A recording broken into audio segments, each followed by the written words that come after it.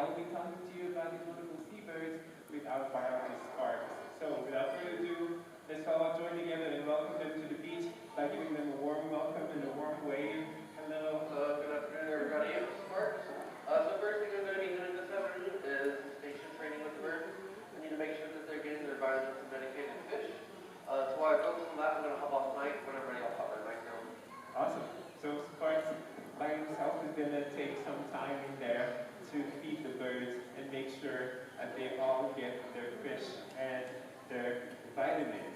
But in the meantime, before we come back on mic, we are just going to talk about our habitat here and the penguins we have. Does anybody know where these penguins are from? Yeah.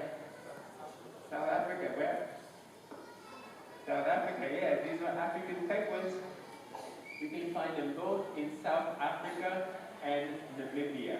Our habitat here was modeled after Boulders Beach, which is in Cape Town, South Africa. Do you have anybody who's been to Cape Town? Anybody has been to Cape Town? You've been to Cape Town? You have? Really cool. Our habitat here was modeled after it, and in Cape Town, this is not Cape Town, this is Stony Point, but you can see these rocky beaches where you can find the penguins. And here, the big rocks are what our penguins use as their nest boxes. So we have about 19 birds in there, and all of them are paired except for one. And the nest boxes are where they're going to nest, lay their eggs, but also sleep sometimes. The way we recognize them is by the bands that they're wearing, right? All the penguins you can see have different colored bands, and they have them on different sides as well. Anybody knows why the penguins have bands on different sides? Do you want to guess? Anybody? Male and female, exactly. All the males are banded on the right, like this one in the front, and the females are banded on the left. And then if you look at two penguins with the same color, that is a pair. Meaning that this penguin right here is Grendel, and no, this one has a blue one, and the other one that has a blue one is going to be, oh, there he is. This one has the yellow on the right, and the penguin over there has the yellow on the left. That would be a pair, Grendel and Tuli. But I was saying, all of them are paired except for one. There is one that is right in front of Sparks there that has a line in the middle. That one is a penguin that is not paired. His name is Nelson. Hello, Sparks. Hello. How is the feeding going? Going a lot better. Going well, very good, very good. You were giving one of them fish right now. What kind of fish are you giving them? We offer two different species. We offer kinglet and then herring, which is kind of caught for sheep. This is the more sustainable option. They are birds. In their native range, they're eating anchovies and sardines, so those are getting overfished. There we go. They're eating some herring and capelin instead of sardines and anchovies, which they would find in South Africa usually. The reason is because humans are taking too much of the sardines and anchovies, and the penguins do not have enough. So as a result, here at the Academy, to not compete with the penguins in South Africa, we give them a more sustainable option. But as Sparks, are herring and capelin similar to sardines and anchovies? Yes, very similar in flavor and calorie profile. There you go. And if you would like to also make more sustainable choices when thinking about seafood, you can grab one of these seafood watch cards created by the Monterey Bay Aquariums. They serve as a guide for you to enjoy seafood and make sure that the other non-human animals that also depend on seafood can have enough, right? As humans, we have a lot of different choices, and a lot of these animals, they don't. Like these penguins, the specialists, sardines and anchovies are their only options. So if we think about the food that we eat, we can leave enough for the other species of animals to have enough, which is really awesome. Now, by this part, can you tell us how has the species of African penguins, their population evolved in the last few years? Yeah, so there used to be tens of millions back in the 80s, but now there's only around 6,000 to 8,000 pairs left. They've recently been updated from endangered to critically endangered. There you go. So that's from millions to a few thousands in less than a century, which happened very, very fast. And a lot of those reasons are because of human activity. But what that means is that as humans, we can also make changes to help them. Here at the Academy, we have an initiative that works on rehabilitating the African penguin population in South Africa. Bunny Sparks, can you tell us about the program we have here at the Academy? Yeah, so we work with a great group in Cape Town called SACOB. They mainly work with African penguins, but just because of the climate change, oil spill, avian influenza, and the fact that our fish, these birds, end up diseased, emaciated, and then they abandon the chicks in their eggs. So SACOB, that's the one they rescue, rehabilitate, and then re-release the birds back onto the beach. There we go. So we're working with an organization in South Africa that does a lot of work to rescue the seabirds. We even send biologists there to help out as well. But we also collaborate with institutions here in the US through the Species Survival Program. Bunny Sparks, can you tell us about the species? Yeah, so our Species Survival Program, or SSP, are is a program that works with endangered or critically endangered species under human care. So African penguins are part of the Species Survival Program. It's like a genetic matchmaking service, a genetic bank of species.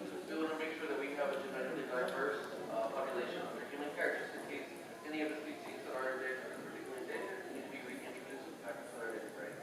There we go. So we have a few penguins here that were born in this habitat, but we also have some that were sent from other institutions. Bunny Sparks, can you point us out to one of the penguins that did not come from here, that was not born here? Oh yeah, so Bernie, right here, still right, came from Oklahoma. There you go, we have a penguin from Oklahoma, which is pretty fun. But all that collaboration doesn't just limit itself to institutions in the US or in South Africa, it also includes you. By being here and supporting the Academy, but also learning about African penguins and hopefully talking to your friends and family about them, you're helping our efforts and you're helping us, again, rehabilitate the population in South Africa. So thank you for being here and thank you for wanting to learn about the African penguin. Bunny Sparks, can you tell us why do you choose to hand feed them the fish instead of just throwing it into the water for them to get? So birds are really good at masking illness. One way we track birds sick is through appetite. So knowing who ate what lets us keep a better idea of our own health. There you go. So taking care of these birds is very important, and getting them used to human touch is also very important to make our care of them easier. Bunny Sparks, how do we make their lives more enriched in this habitat? Yeah, we do different forms of enrichment. Enrichment is any little activity that keeps them engaged throughout the day. So they really like paint, they really like cat laser toys, they like bubbles, they like cricket. They have lots of different forms of enrichment. Awesome, and we even have a penguin painting right here. This was painted by a penguin artiste right here. Pretty awesome.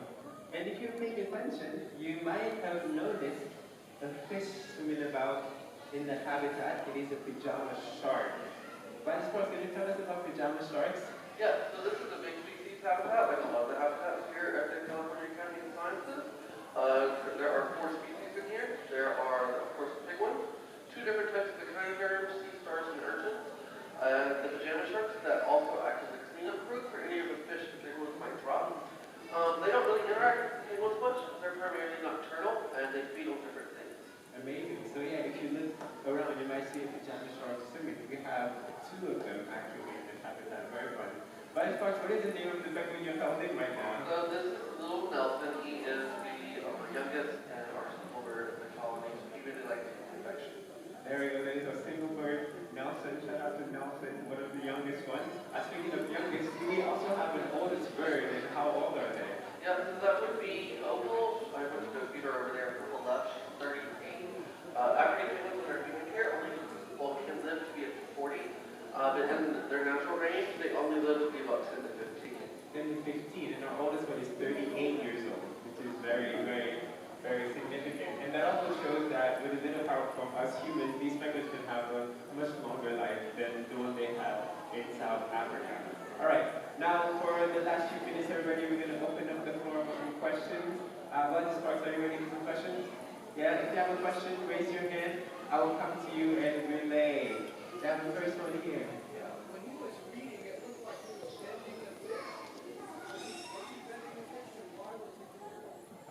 Vice Park, we have a question here. We noticed that you were bending the fish when feeding them into the penguin. Was there a reason for doing so? Yeah, the fish is really big, and it's easier to go down the pickle esophagus with straight. There you go. Yes. Do you have any questions? I don't know with you.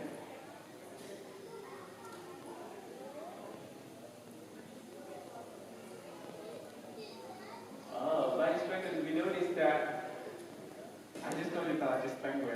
That's parts.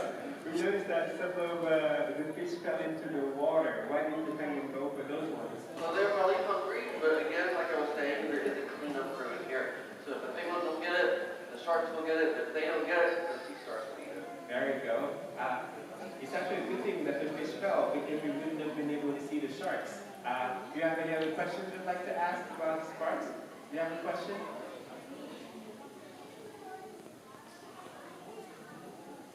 Oh, that's a good question. About the sparks, why do the penguins have these bubbles that are coming out when they're swimming in the water? So African penguins have two different coats of feathers. They have an inner coat that's a little, no flash please, no flash.